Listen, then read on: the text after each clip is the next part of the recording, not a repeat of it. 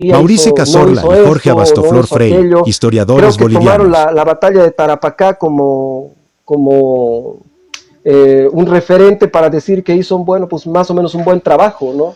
El general Buendía, cuando en realidad fue lamentable su comando sobre el ejército del sur, especialmente para las tropas bolivianas, que en este caso no fue el único caso en el que la tropa boliviana las unidades bolivianas fueron despreciadas. No sé ¿Verdad? si ¿Verdad? Mauricio tiene algún dato más acerca de Buendía. No, la verdad, primero, Buendía estuvo en la batalla de Ingavi. Y ese es un dato curioso. Hay muchos militares bolivianos y peruanos que han actuado en la batalla de Ingavi. Y obviamente han generado una especie de diferencias. Recordemos a Juan José Pérez, por ejemplo. Recordemos a Buendía. Recordemos también, me olvidé este otro militar peruano. Entonces hay varios militares que han estado en Ingavi. Y en el momento que estábamos enfrentados, ahora tenemos que luchar lado a lado, en algún momento, ¿no? Pero obviamente yo veo personalmente un desprecio del general Buendía hacia el ejército boliviano. No, yo lo veo así. Y además de que hay algo que a mí me llama mucho la atención, el hecho de que cuando parten del ejército boliviano en tres partes, mandan al sur a las unidades menos entrenadas. Ahí está el aroma, está el primer aroma, el primero que se pierde, por ejemplo, el Chorolque, el Dalense de Oruro, el Independencia, el Vanguardia, que son unidades que no son profesionales. En cambio se quedan en Tacna el Sucre, el Alianza o el Daza, se quedan los Libres del Sur, del Murillo, que son de los hijos de familias acomodadas de Bolivia, porque están generando un proceso en la sociedad de Tacna muy importante en ese tiempo. Y obviamente a los demás, y ni siquiera a los que tenían uniforme, los mandan al sur. Recordemos la visita que hace Daza al sur, lo hace primero en barco a Pisagua y después ingresa por ferrocarril. Y hay un dato muy triste para mí me acongoja, la verdad.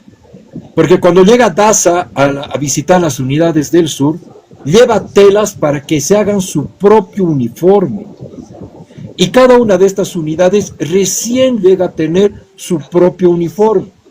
Me costó tanto trabajo encontrar cuál era el uniforme del batallón dalense que recién el año pasado lo he logrado presentar públicamente.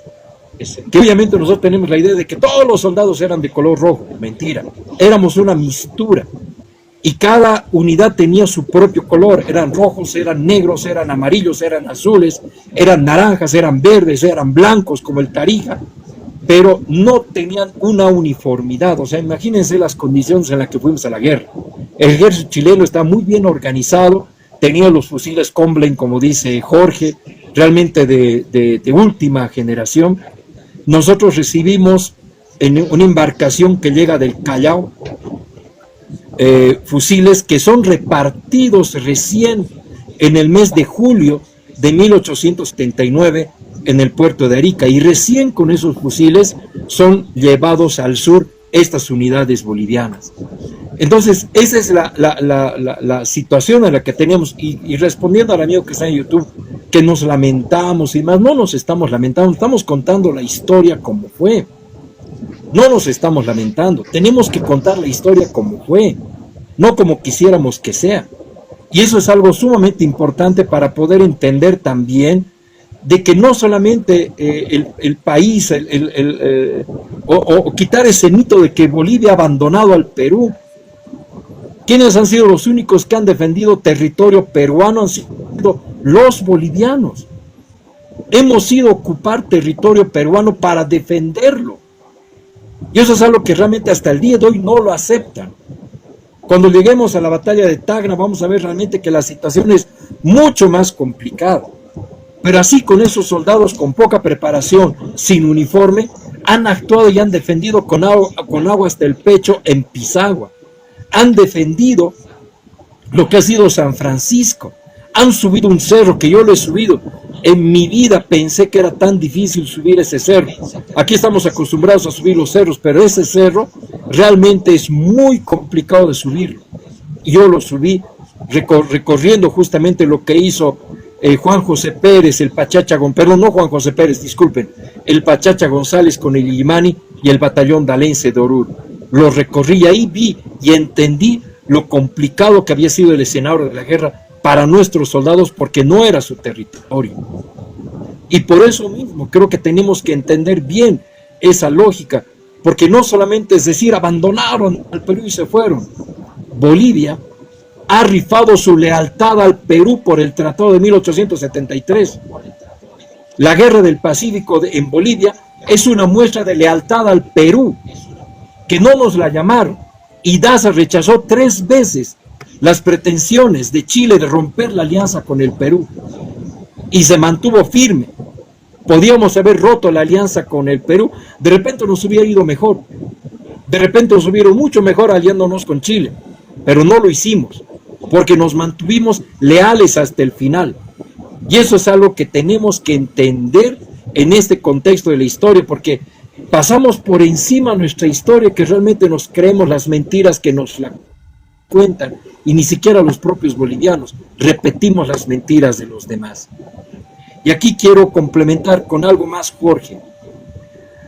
Los cruceños llegaron a Tacna, un escuadrón de cruceños con caballos del Beni, con caballos de Santa Cruz. Llegaron hasta Tacna. Y es más, los rechazaron, porque no era necesario su participación. He estado en el escenario de la batalla de Los Ángeles, donde una parte de la caballería boliviana, comandada por el coronel Héctor Suárez, la gran mayoría ha sucumbido en esta batalla y los dejaron insepultos con sus propios animales. Y cuando el ejército boliviano estaba recorriendo para llegar a San Francisco, tuvo que pasar por encima de sus cuerpos que no estaban sepultados, y esos eran cruceños y venianos, que nunca los hemos reconocido ni siquiera en nuestra propia historia.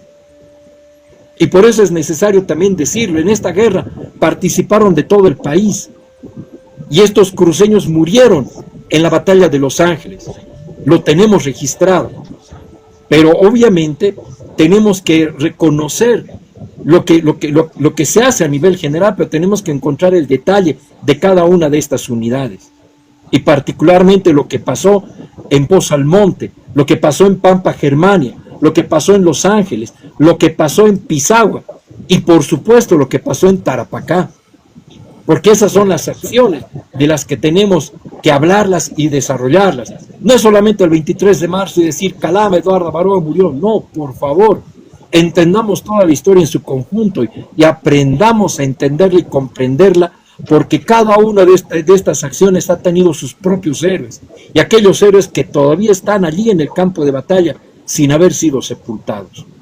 Gracias, Jorge.